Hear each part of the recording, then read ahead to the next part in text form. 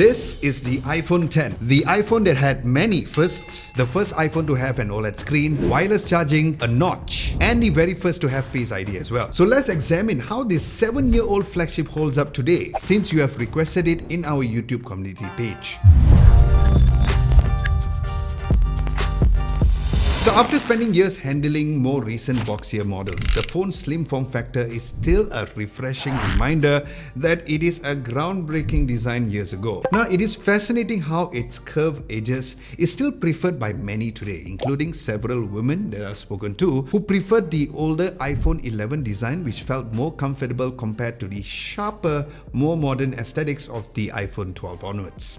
Now, as mentioned in my revisited video of the Poco F3 and the Samsung Galaxy S10 Plus, I still do like this thin form factor design, and the fact that the phone doesn't wobble very much when you're typing the phone on the surface is also a huge plus for me. But while the design was groundbreaking 7 years ago, I prefer the latest iPhone's overall design, especially for the camera bump area, even though it does sacrifice the comfort with having a thinner phone. Now, the glass back was also brought in here from the iPhone 8. Yep, no iPhone 9, in case you guys are wondering. But the new feature is, of course, the fact that not only has a glass back but also has wireless charging, and it was the first iPhone to have that, and more on my battery performance of the phone later on in this video. Next, moving over to the phone screen, the iPhone X's infamous notch was a trendsetter, although it does make the phone seem a bit more outdated. Now, funnily enough, many, including me, thought that a large notch means a very huge drawback, and of course many brands, especially Huawei,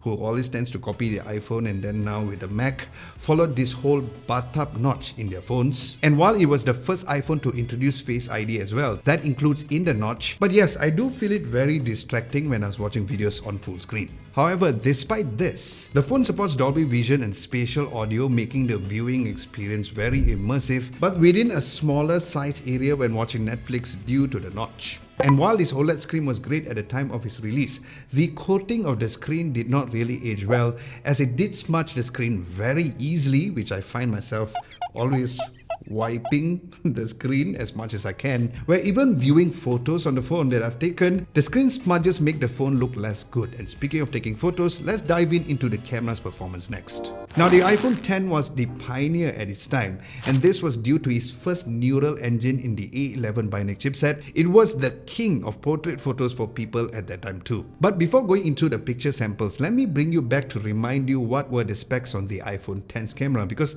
remember the days when there were no ultra-wide cameras on the phone? Well, the iPhone 10 had no ultra-wide camera, just a main camera and a telephoto lens with 12 megapixels each. However, these lenses still perform well, as the image processing of the A11 Bionic chipset was the time that computational photography was at the beginning stage.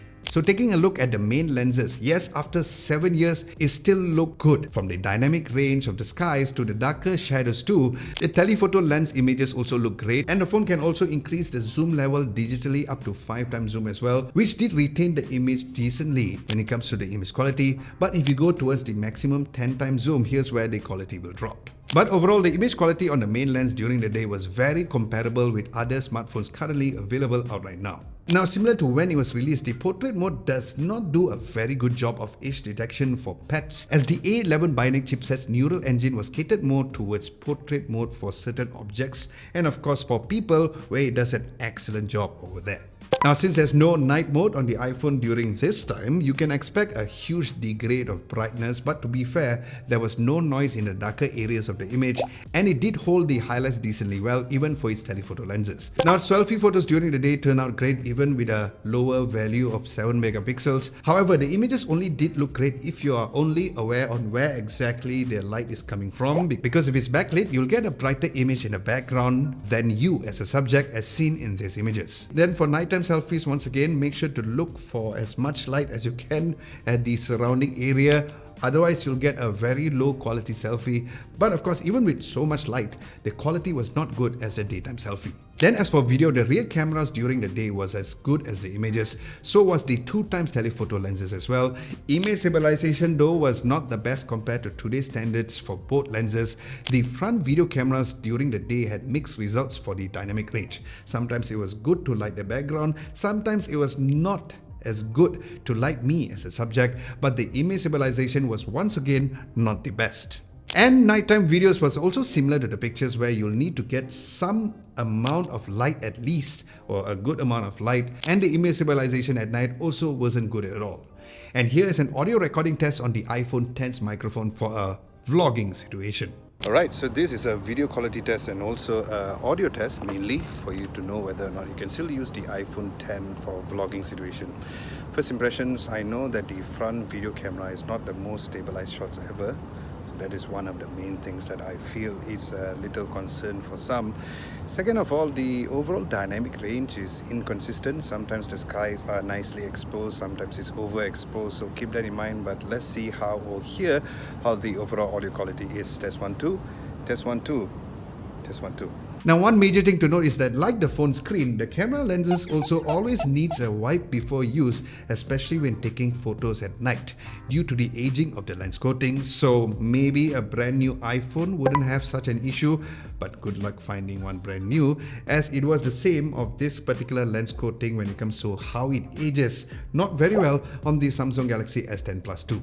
Now, you know how iPhone software updates tend to extend its support to previous generation for quite a while? Well, as of today, the iPhone X hasn't received the latest iOS 17, stopping at iOS 16. So yeah, it's the last stop for the iPhone X in terms of the software updates. Now, the transition from iOS 15.6 to 16.7.7 did cause the phone to warm up significantly, a reminder for the phone's age and the limitation of older hardware trying to keep up with newer software. But other than all the software updates, the apps work very well, from social media apps to apps like HomeKit 2 without any glitches or issues, and this clearly shows how optimized iOS has always been. Now, FaceTime also works and performs well, to the point that the video and the audio quality was not very noticeable to the person that I was having a video call with. Then typing on the iPhone X remains a pleasure thanks to its responsive keyboard and of course the slim form factor. So before going into the gaming test, besides the 10nm A11 Bionic chipset, the phone also has 3GB of RAM with 256GB of storage. While 3GB of RAM for a phone was really small at that time, after prolonged use of using an iPhone, we tend to get used to the better performance compared to a spec-to-spec on an Android smartphone. First, I wanted to try a game which was less intensive, which was Asphalt 9, and the game did perform great. But few minutes in and the phone already started becoming warm towards the top area of the camera bump. But it didn't affect the gameplay at all, but I couldn't get used to the overall notch when I was gaming on this. Then I also tried the impossible to load Genshin Impact on this iPhone X, and even during downloading the resources on Genshin Impact made the phone very hot to the touch. And then when I was in the game, after about 1 minute of gameplay, it starts to lag, and again it starts to become very hot towards the top part of the phone, and the battery drain was also massive too. Now, the only positive that I see or I feel is that when I was gaming, because it has a nice form factor, but other than that, I wouldn't recommend this for any heavy intensive games. Now, unfortunately, the phone's battery did not do very well too. It gives an average close to 3 hours of screen on time, a significant drop, most probably because of the phone's age, despite me doing a total battery change on this phone 2 years ago. And speaking of which, the battery health is at 92%, so here's where size matters. That's what she said. For long-term situations like this, as the phone had only 2716 milliamps of battery. Then the phone's lightning port, again this could be due to the age of the phone, did not function very well, so it was always wireless charging all the way. Now, fun fact, while the phone obviously does not have MagSafe, but you can still rest the phone on a MagSafe charger and it gives wireless charging. Now, I was very excited to know this, like, wow, MagSafe gives wireless power to the iPhone X, until when I tried the same for Android smartphones and it also gives power. So I guess that was something that I got excited for no reason. Like what Lee Hood would say, TRL.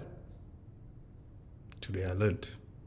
But did you guys know about this? Let me know in the comment section below, and if you guys are enjoying this video, a nice thumbs up would be very much appreciated, and a subscription would be lovely too, as the Samsung Galaxy A73 will be the next revisited phone according to your votes. But if you guys want something else, let me know in the comment section below. So in conclusion, after 7 years, the iPhone X demonstrates why it was the flagship that pushed the boundaries. While it no longer supports the latest iOS updates, shows signs of aging, it was the testament of Apple's design and innovation at that time. So the key word here is that time, because if you're using the phone now, probably brand new, it would be able to handle the current software. But if you're getting this phone second-hand, I would not recommend for you to get it, as the current lineup, even the baseline iPhone 15, is a much better choice than this.